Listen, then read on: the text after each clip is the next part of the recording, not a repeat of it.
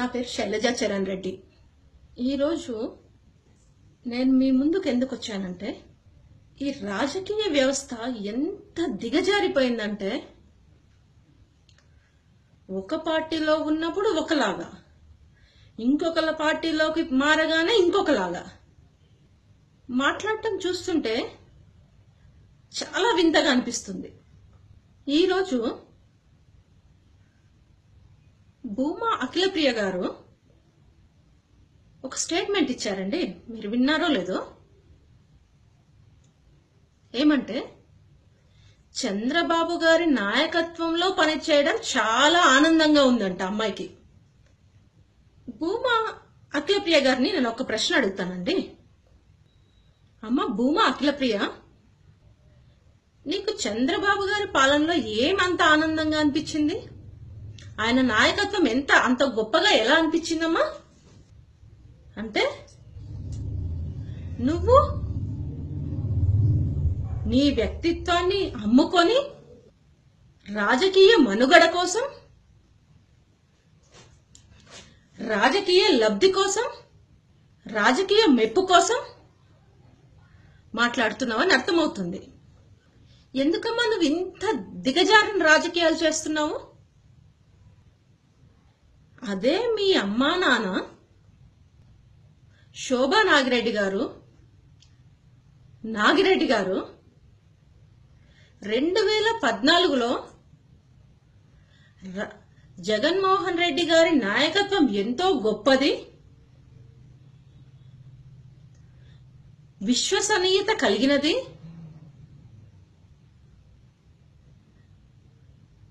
రాజకీయ విలువలతో కూడుకున్న నాయకత్వ పాలన అని ఎన్నో మీటింగుల్లో, ఎంతో మీడియా ముందు చెప్పారు.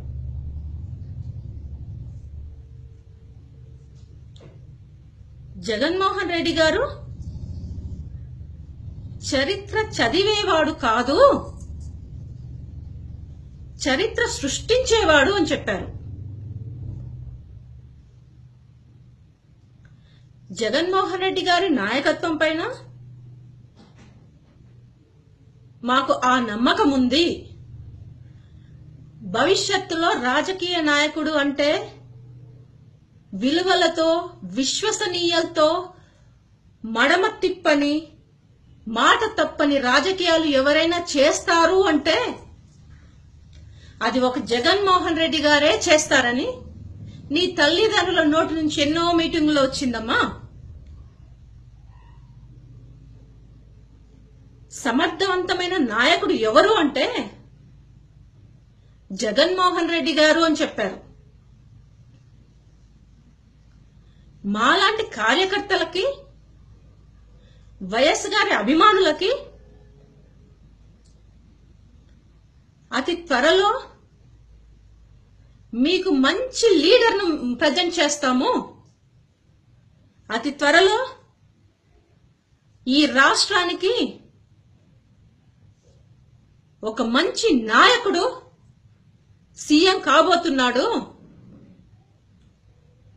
అతి చిన్న వయసులో గొప్ప నాయకుడు ఎవరు అంటే వైఎస్ జగన్మోహన్ రెడ్డి గారు అనేలా చరిత్ర సృష్టిస్తాడు అని చెప్పారమ్మా. కానీ నీవేంటమ్మా ఈరోజు కేవలం తల్లి తండ్రి చనిపోవడం వల్ల వచ్చిన ఒక మంత్రి పదవి నిలబెట్టుకోవడం కోసం ఇంత దిగజారుని రాజకీయం చేస్తున్నావమ్మా? శోభమ్మ కడుపులో పుట్టిన నీవు తల్లిదండ్రులను ఆకాశంలో నిలబెట్టే స్థాయికి చేర్చాలమ్మా. కానీ నువ్వేం చేస్తున్నావు? వాళ్ళ వ్యక్తిత్వాన్ని నీ అవసరాల కోసం అమ్ముతున్నావు.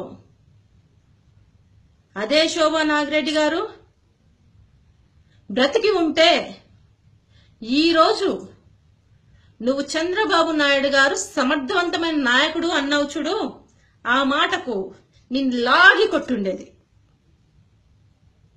వెన్నుపోటు రాజకీయాలు చేసే చంద్రబాబు నాయుడు నీకు నాయకుడు, సమర్థవంతమైన నాయకుడిలా కనిపిస్తున్నాడా? ఏంటమ్మా, నీ కుటుంబంలోనే నిన్న వెన్నుపోటు పొలవలే? నీ తండ్రి మరణానికి కారణమెవరు? 2014 ఎలక్షన్స్ లో మీ నాన్న గెలిచిన తర్వాత మీ నాన్నను రాజకీయంగా తొక్కడానికి అనేక కేసులు పెట్టి, భయపెట్టి, లోపపెట్టి, మభ్యపెట్టి రాజకీయ వ్యభిచారం చేయించలేదా? నీ చేత, మీ నాన్న చేత రాజకీయ వ్యభిచారం చేపించాడు. అంతటితో ఆగాడా? కాలేదు కదా. మీ నాన్నకు హార్ట్ అటాక్ వచ్చి చనిపోయే వరకు విపరీతమైన టెన్షన్ పెట్టాడు. ఇది వెన్నుపోటు రాజకీయంలో అనిపించట్లేదా? ఎవరో ఎక్కడో ఎందుకమ్మా, నీ ఇంట్లోనే జరిగిన వెన్నుపోటు రాజకీయం. ఎందుకు తెలుసుకోలేకపోతున్నావు? ఈరోజు ప్రజల్లోకి వెళ్తున్నానంటున్నావు. ఏమని చెప్పి వెళ్తావు నువ్వు? మీ అమ్మగారు, మీ నాన్నగారు జగన్మోహన్ రెడ్డిని ఆకాశంలోకి ఎత్తారు. జగన్మోహన్ రెడ్డి పొలిటీషియన్ కాదు, లీడర్ అని చెప్పారు. చంద్రబాబు నాయుడు పొలిటీషియన్, వెన్నుపోటుదారి. ఇంట్లో మామని చంపాడు, వెన్నుపోటు పొడిచాడు. మీ ఇంట్లో మీ నాన్నకు వెన్నుపోటు పొడిచాడు. రాష్ట్ర ప్రజలను వెన్నుపోటు పొడుస్తున్నాడు. ఇన్ని వెన్నుపోట్లకు కారమైన వెన్నుపోటు నాయకుడిని నువ్వు ఎలా సమర్థవంతమైన నాయకుడు అంటున్నావమ్మా? ఫస్ట్ నువ్వు రాజకీయాల్లోకి వచ్చినావు. వచ్చిన తర్వాత నువ్వు తెలుసుకోవాల్సిన ముఖ్యమైన విషయం ఏంటంటే, పొలిటీషియన్ కి, లీడర్ కి తేడా తెలుసుకోమ్మా. సమర్థవంతమైన నాయకత్వ లక్షణాలు ఉన్నవాడు లీడర్ అవుతాడు. పదవుల కోసం వెన్నుపోటును కొలిచే అతను, డబ్బు కోసం, పదవి కోసం రాష్ట్ర ప్రజలను లెక్క చేయని వాడు, మంత్రి పదవే ముఖ్యం అనుకునేవాడు పొలిటీషియన్ అవుతాడు. ఎంతమందినైనా నరికేసి పైకి రావాలనుకుంటాడు, అతను పొలిటీషియన్ అవుతాడు. కానీ నాయకుడు కాడమ్మా. ఫస్ట్ గమనించుకో, తప్పు మాట్లాడుతున్నావు. నాయకునికి, పొలిటీషియన్ కి మధ్య చాలా భేదాలున్నాయి. నాయకుల్ని లీడర్ అంటారు. లీడర్ని ప్రజల గుండెల్లో పెట్టుకొని చూసుకుంటారు. కానీ పొలిటీషియన్ ని తూ అని ఉమ్మేస్తారు. ఎవరి మెప్పు కోసం అమ్మా నువ్వు ఇంత తాపత్రయపడుతున్నావు? కేవలం నీకు ఒక బిస్కెట్ వేసి, నీకు మంత్రి పదవి ఇచ్చి నిన్ను ఈ అవసరానికి వాడుకుంటున్నారమ్మా. గమనించుకో. మేమెందుకు చెప్తున్నామంటే, భూమా నాగిరెడ్డి గారు గాని, శోభా నాగిరెడ్డి గారు గాని మా రాష్ట్ర ప్రజలకి, మా పార్టీకి ఒక ముఖ్య నాయకుల్లా జగనన్న వాళ్ళకి స్థానం ఇచ్చాడు. ఆ స్థానాన్ని శోభా నాగిరెడ్డి గారు చాలా పదిలంగా కాపాడుకున్నారు. కానీ ఈ వెన్నుపోటు రాజకీయ నాయకుడు ఉన్నాడు చూడండి, అతను భూమా నాగిరెడ్డి గారిని బ్లాక్మెయిల్ చేసి భూమా నాగిరెడ్డి గారితో రాజకీయ వ్యభిచారం చేయించాడు. ఆ బాధతోని చంద్రబాబు నాయుడు పెట్టే టెన్షన్ తట్టుకోలేక మీ నాన్న చనిపోలా? ఇన్ని జరిగినప్పుడు నువ్వెలా ఉండాలా? పాలిటిషియన్ కి పాదాలు ఒత్తుతావా నువ్వు? ఎవరి మెప్పు కోసమో నీ వ్యక్తిత్వం నమ్ముకుంటున్నావు. అమ్మ అఖిలప్రియ, నేను నీకొకటే హెచ్చరిస్తున్నాను. నీ సోదరిగా అనుకో, శోభమ్మ గారి అభిమాని అనుకో, ఎవరైనా అనుకో, కానీ నీ చిన్న వయసులో మంత్రి పదవి వచ్చింది. మంత్రి పదవులకు ఆశపడకు. ప్రజల్లో గుండెల్లో చిరస్థాయిలో నిలిచిపోయే పనులు చేయి. అప్పుడు నువ్వు లీడర్ అవుతావు. నువ్వు ఇట్లాంటి వెన్నుపోటు రాజకీయ నాయకులకు వత్తాసు పలికితే నువ్వు కూడా పొలిటీషియన్ అవుతావు. రాజశేఖర రెడ్డి గారిని గుండెల్లో పెట్టుకొని చూసుకుంటున్నారు జనాలు, పార్టీలకు అతీతంగా. గుర్తుపెట్టుకో, పార్టీలకు అతీతంగా గుండెల్లో పెట్టుకొని చూసుకుంటున్నారు. అతను లీడర్. అలాంటి లీడర్ కడుపులో మళ్ళీ ఒక లీడర్ పుట్టాడు. అతనే వైఎస్ జగన్మోహన్ రెడ్డి. ఆ జగన్మోహన్ రెడ్డి గారిని మీ అమ్మ గుండెల్లో పెట్టుకొని చూసింది. జగన్మోహన్ రెడ్డి గారు మీద కక్షపూరితమైన కేసులు పెట్టి జైల్లో పంపించినప్పుడు ఆమె కళ్ళ నుంచి వచ్చిన నీళ్లు నేను చూశాను. రాజకీయాలు ఎంత నీచ నికృష్టానికి దిగజారాయి అని ఆమె కంట్ల నుంచి నీళ్లు వచ్చాయి. ఎందుకంటే ఏ తప్పు చేయని జగన్మోహన్ రెడ్డిని ప్రజల నుంచి దూరం చేయాలని ఒకే ఒక ఇదితో జైల్లో పెట్టారు. ఆ రోజు మీ అమ్మ చెప్పింది, ఏ రోజుకైనా కడిగిన ముత్యంలో బయటకు వస్తాడు జగన్మోహన్ రెడ్డి గారు. జగన్మోహన్ రెడ్డి గారు ఎలాంటి తప్పు చేయలేదు, అతను ఒక మంచి లీడరు, సమర్థవంతమైన నాయకుడు అంటే ఈ రాష్ట్రానికి జగన్మోహన్ రెడ్డి గారే అని చెప్పారు.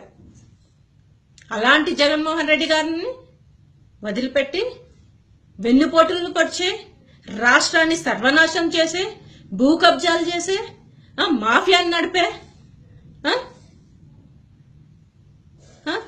ఎలాంటి నాయకున్నామ్మా నువ్వు? సమర్థవంతమైన పాలన అంటున్నావు. గడిచి 3 సంవత్సరాలు అయిపోయింది. ఎలక్షన్స్ గెలిచి మీ చంద్రబాబు నాయుడు సీఎం అయి 3 సంవత్సరాలు జరుగుతుంది. 3 సంవత్సరాల్లో ఆయన మేనిఫెస్టోలో పెట్టిన ఒక్క హామీ అన్నా జరిగిందా? జరిపించాడా? గమనించు, చెయ్యి. ఏ దాంతో నువ్వు ఎలక్షన్స్ లోకి వెళ్తున్నావు? మేనిఫెస్టోలో పెట్టిన 600 పాయింట్లో ఒక్కటన్నా జరిగిందా? రైతులు సంతోషంగా లేరు, మహిళలు సంతోషంగా లేరు, వృద్ధులు సంతోషంగా లేరు, యువకులు సంతోషంగా లేరు. ఎవరమ్మా సంతోషంగా ఉంది? తెలుగు తమ్ముళ్ళు సంతోషంగా ఉన్నారు. ఎందుకంటే ప్రజల యావదాస్తిని, ప్రజలకొచ్చే ఫండ్స్ ని అన్ని వాళ్ళు తీసుకొని వాళ్ళు ఎంజాయ్ చేస్తున్నారు. అట్లాంటి రాజకీయ తమ్ముళ్ళని ఎంకరేజ్ చేసే చంద్రబాబు నాయుడు సమర్థవంతమైన నాయకుడా? నీకు నాయకత్వ లక్షణాలు ఎక్కడ కనిపించాయమ్మా? ఎక్కడ కనిపించాయి? ఇక్కడైనా జాగ్రత్త పడు తల్లి. మేము వైఎస్ఆర్సీపీ సోల్జర్స్, సైనికులము ఎందుకు నిన్ను సాఫ్ట్ కార్నర్ తో వదిలేస్తున్నాము అంటే, నువ్వు శోభమ్మ రక్తంవి కాబట్టి, శోభమ్మ మా ఆడపడుచు కాబట్టి. ఈ రోజు కూడా శోభమ్మ మా గుండెల్లో అట్లాగే పదిలంగా ఉంది. శోభమ్మ ఉండుంటే నిన్ను ఇలా చేసుండేది కాదు. ఇంత దిగజారు రాజకీయాలు చేస్తుంటే ఒప్పుకునేది కాదు. కానీ నువ్వు ఎవరి మెప్పు కోసమమ్మా? ఒకరి మెప్పు కోసం ఇంత దిగజారి రాజకీయాలు చేయాల్సిన అవసరం ఏముంది? పదవి ముఖ్యం కాదు తల్లి, ప్రజల గుండెల్లో నిలిచిపోయేది ముఖ్యం. సమర్థవంతమైన నాయకత్వాన్ని ప్రోత్సహించు, సమర్థవంతమైన నాయకత్వం చెయ్యి. నువ్వు మాత్రం పొలిటీషియన్ గా మారబోతున్నావు, గుర్తుపెట్టుకో.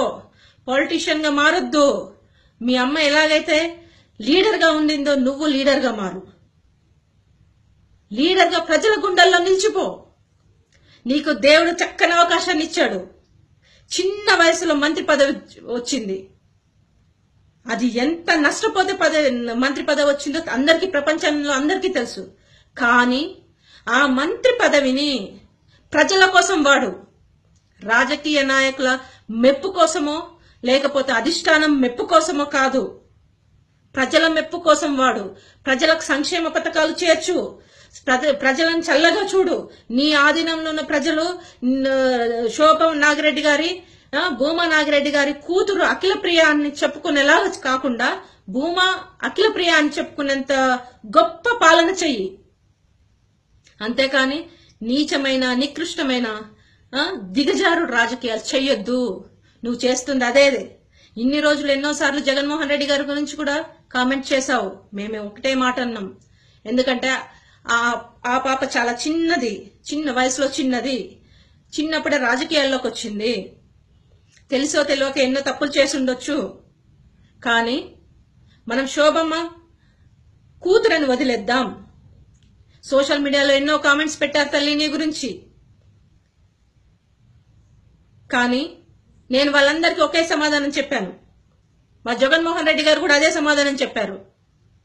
ఏమంటే శోభమ్మ గారి కూతురు మనం చూసి చూడనట్టుగా వదిలేయాల.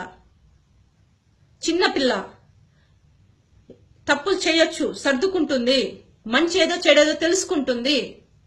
ఇప్పుడు పదవి వ్యామోహంలో ఉంది అని అనుకొని నేను వదిలేశాం. అంతేకాని మాకు చాతకాకో లేకపోతే చావలేకో నిన్ను వదిలేసింది కాదు.